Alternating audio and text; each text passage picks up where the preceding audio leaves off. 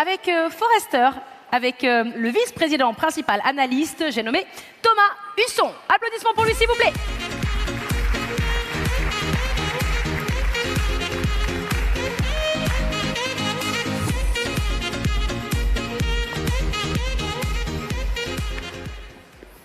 Bienvenue.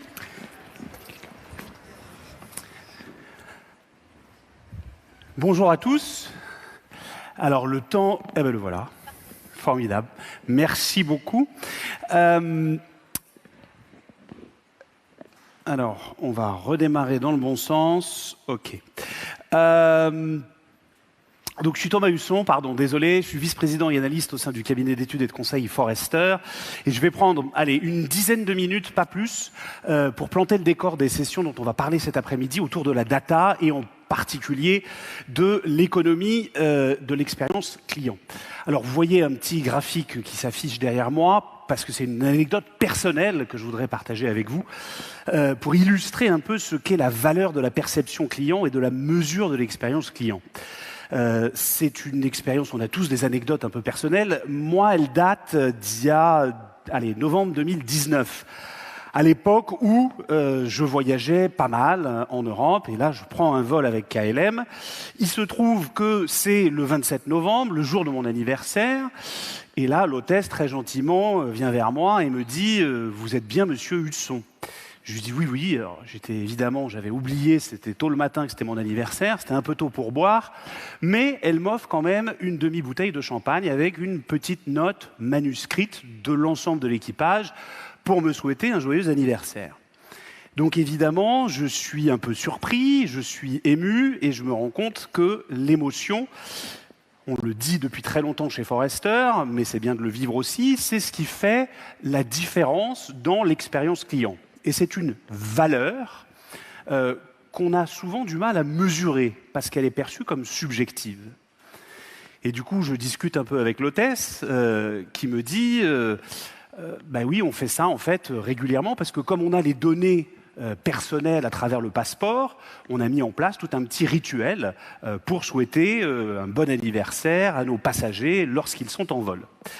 Et je lui dis, donc vous faites ça à chaque fois, c'est pas un peu barbant de le faire à chaque fois? Elle me dit non, pas du tout, au contraire, c'est ce qui me motive, moi, dans mon job.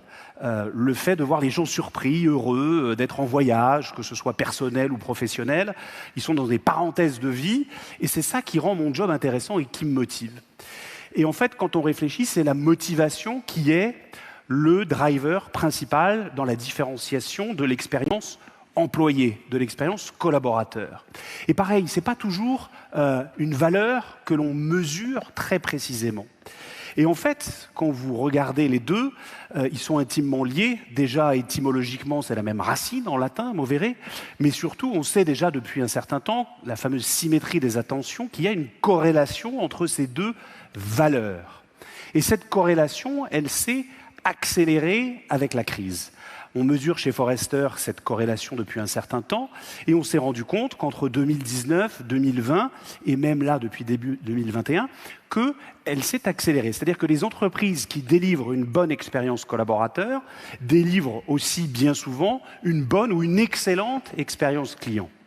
Mais surtout, en termes d'économie, ça leur permet d'aller acquérir et fidéliser les talents dont elles ont besoin, puisque 81%, 8 personnes sur 10 qui travaillent dans ces sociétés-là, vont recommander leur job. Et on a bien vu à la faveur de la pandémie qu'il y avait cette logique de quête de sens qui était de plus en plus importante, et on veut avoir cette bonne expérience collaborateur. C'est ça qui permet d'attirer et de fidéliser les talents. Et puis surtout, c'est aussi ce qui permet d'avoir une meilleure performance financière. Vous avez quasiment un tiers de ces sociétés qui ont des taux de croissance de leur chiffre d'affaires à plus de 2 chiffres. Donc cette corrélation, elle s'est renforcée, et pourtant, il y a quand même un paradoxe qui fait que ça n'est pas encore, cette notion d'expérience collaborateur, une priorité stratégique de beaucoup de dirigeants. En tout cas, selon nos données, ça n'est pas encore forcément le cas en France. Vous voyez que la France, là, est un peu en retard, pas simplement par rapport aux États-Unis, mais par rapport à ses voisins directs, que ce soit l'Allemagne ou l'Angleterre. parce que finalement, c'est un nouveau terrain de jeu qui est pas simplement, c'est comme l'expérience client, c'est quelque chose d'extrêmement transverse. Ça n'est pas uniquement une question RH, c'est aussi une question évidemment IT, de la DSI, d'avoir les bons outils pour collaborer, pour créer. On l'a bien vu avec la pandémie. Et puis c'est aussi une question de marketing, de sens, de discours que l'on donne aux collaborateurs. Alors c'est une moyenne, évidemment ça cache des disparités, mais l'enjeu c'est de finalement, comme dans l'expérience client, si je vous dis agir sur la donnée client, la transformer en insights pour personnaliser les parcours, ça tombe sous le sens, ça vous paraît évident. Si je le dis sur l'aspect collaborateur, c'est déjà moins vrai. Alors il y a des entreprises en France qui font ça plutôt bien, des Bouygues Télécom qui a une même organisation entre la partie expérience client et collaborateur, chez Air Liquide où ils vont aller agir justement sur l'écoute des collaborateurs pour transformer les parcours, mais il y a beaucoup d'entreprises qui sont un peu plus matures à l'international. Un exemple, ça pourrait être Telefonica, qui, c'est intéressant, dans leurs équipes RH, a pas simplement une équipe dédiée People Analytics sur la partie data, qui a une équipe de plusieurs designers qui est là, au sein des RH, pour repenser les parcours des collaborateurs, que ce soit de l'onboarding à la formation. Et c'est extrêmement important parce que c'est une discipline qui est transverse. De la même façon que l'expérience client est une discipline transverse, qui est devenue, heureusement en France, une problématique de direction générale. C'est un peu moins aussi une priorité que dans d'autres pays européens, mais c'est devenu une problématique de direction générale. C'est plus simplement une question de marketing, de vente ou de service client. C'est une discipline d'entreprise à part entière. Et avec l'accélération de la crise, on a bien vu que l'enjeu, c'était d'améliorer l'expérience digitale.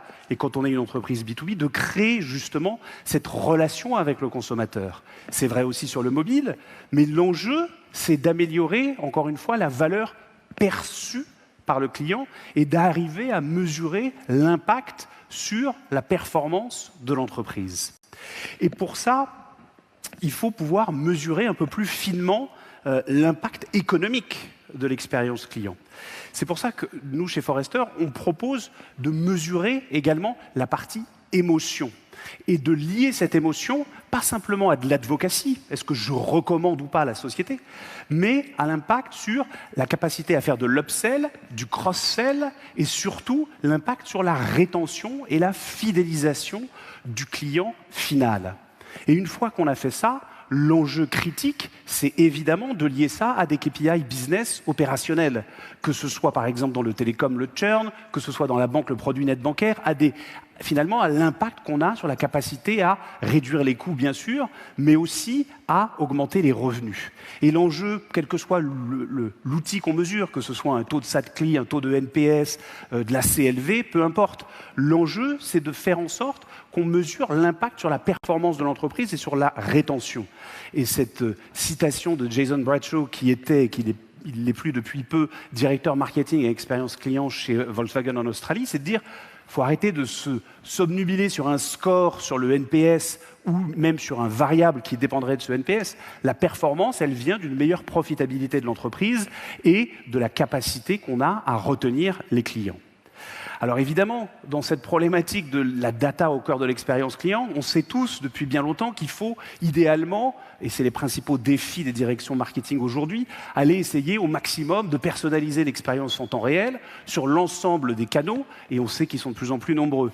Mais au cœur de la problématique, c'est déjà de collecter la bonne donnée, et c'est le défi numéro 1 que rencontrent aujourd'hui les directions marketing, dans un monde qui va être de plus en plus cookie-less, où ça va être de plus en plus compliqué de récupérer effectivement ces données. D'où l'enjeu d'aller, et vous allez en parler j'imagine pas mal pendant l'après-midi, ces problématiques de first party data, et ensuite effectivement, ou de récupérer et d'exploiter des données qu'on a déjà collectées, telles que la donnée de mon passeport sur ma date de naissance, et puis après d'aller effectivement mettre en place des partenariats pour aller cibler de manière plus contextuelle en fonction du moment où le consommateur va vouloir interagir avec la marque. Donc ça, j'ai envie de dire, c'est déjà le b.a.-ba. Vous allez évidemment parler beaucoup d'intelligence artificielle cet après-midi, mais pour pouvoir bien faire de l'intelligence artificielle, encore faut-il avoir une bonne gouvernance des données. Parce qu'il y a finalement une logique entre le risque et le bénéfice qui est assez complexe. Si vous regardez l'axe horizontal, plus on a des données personnelles, plus on peut logiquement personnaliser l'expérience.